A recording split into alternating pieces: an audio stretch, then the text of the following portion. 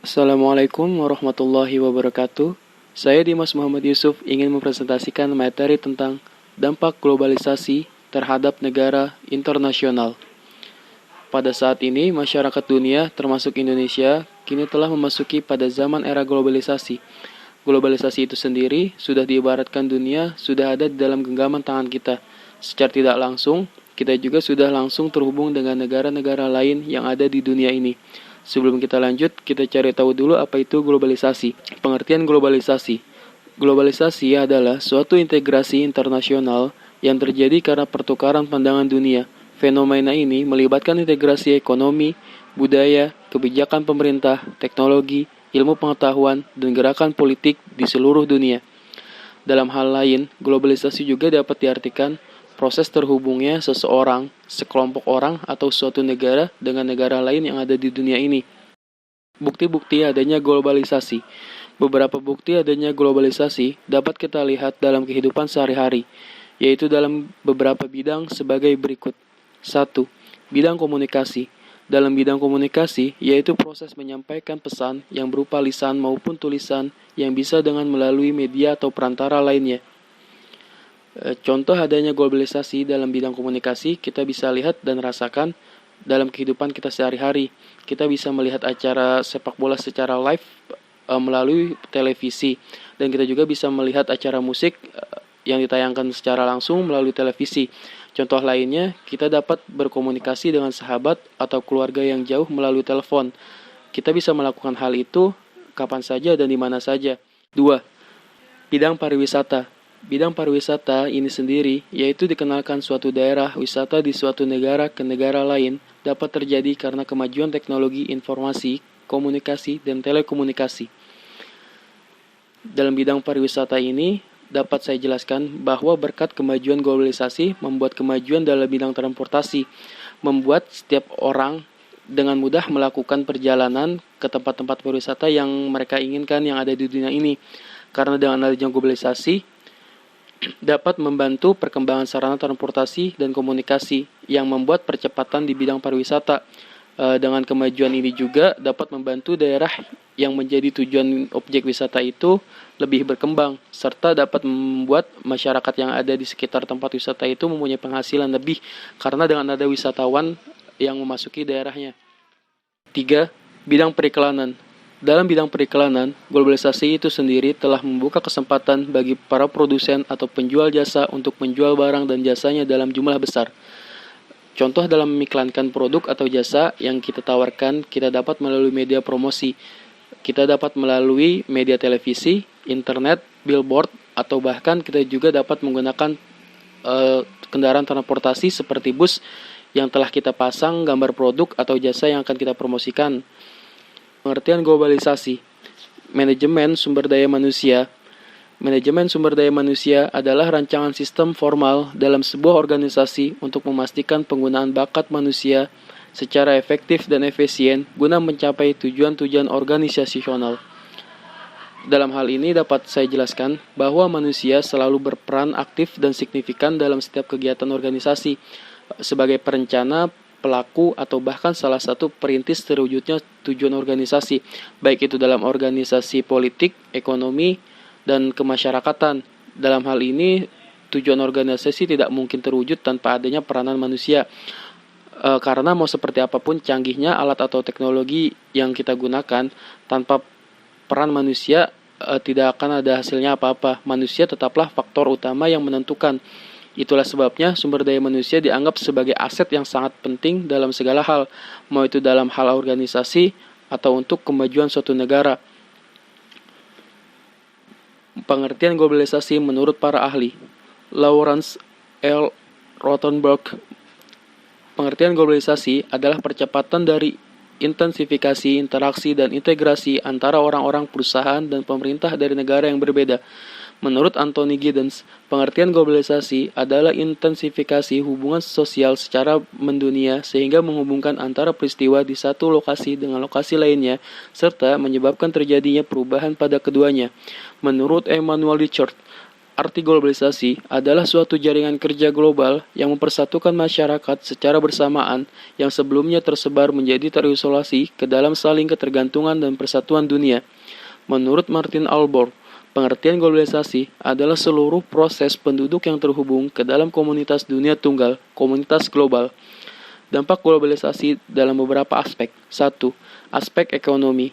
Globalisasi ekonomi adalah peningkatan integrasi ekonomi dan saling ketergantungan ekonomi nasional, regional, dan lokal di seluruh dunia melalui intensifikasi pergerakan barang, jasa, teknologi, dan modal lintas batas. Pada aspek ekonomi ini, globalisasi mengacu pada beberapa perubahan yang terjadi pada mekanisme pertukaran barang dan jasa.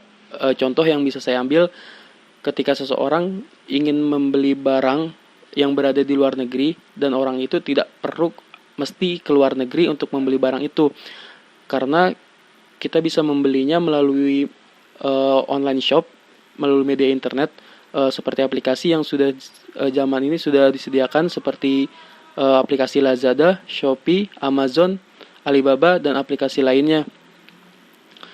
2. Aspek politik.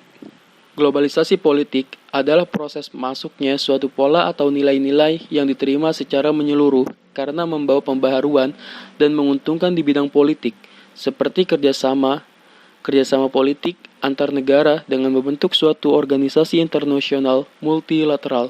Globalisasi politik disebut juga global governance. Pada aspek politik, globalisasi sangat pengaruh besar pada arah kebijakan politik negara-negara yang ada di dunia. Saya ambil contohnya dalam hal ini yaitu kerjasama politik antara Uni Eropa dengan IMF, World Bank, dan WTO. 3. Aspek sosial budaya. Dalam aspek sosial budaya ini, globalisasi sangat berpengaruh pada kehidupan sehari-hari karena globalisasi ini merujuk pada proses integrasinya gagasan, nilai norma, perilaku, serta cara hidup sosial dalam bermasyarakat. Dalam hal ini, menurut saya globalisasi telah banyak mengubah pola pikir masyarakat yang tadinya mereka berhidup tradisional dan akhirnya berkembang menuju modern. Globalisasi juga mengubah pola kehidupan masyarakat. Salah satunya menuntun masyarakat jadi mengenal banyak budaya dari negara-negara di luar. Saya ambil contoh dalam hal ini pada negara kita sendiri, Indonesia.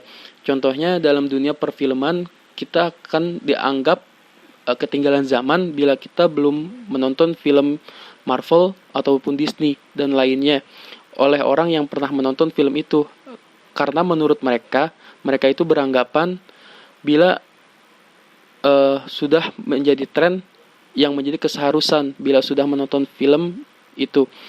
Jadi intinya dalam aspek sosial budaya ini, kehidupan individu atau seseorang bukan hanya dipengaruhi oleh dirinya sendiri, namun dipengaruhi juga oleh orang lain.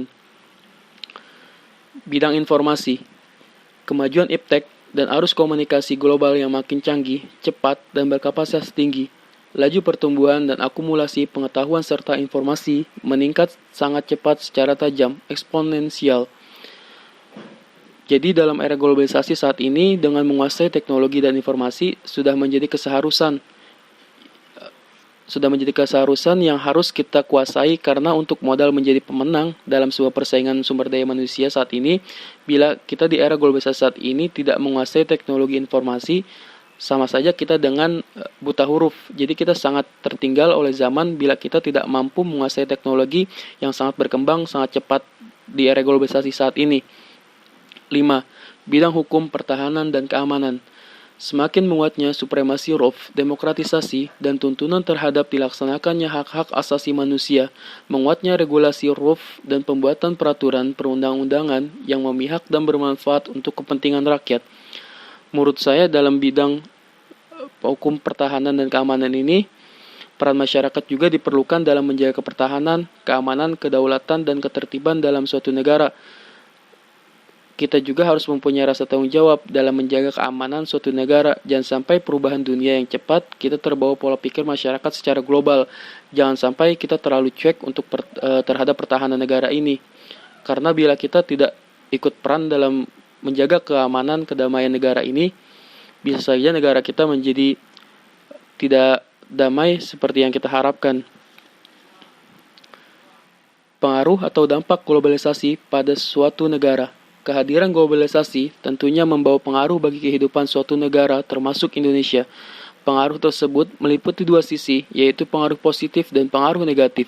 Pengaruh globalisasi di berbagai bidang kehidupan seperti kehidupan politik, ekonomi, ideologi, sosial budaya, dan lain-lain akan mempengaruhi nilai-nilai nasionalisme terhadap bangsa. Dampak positif. 1.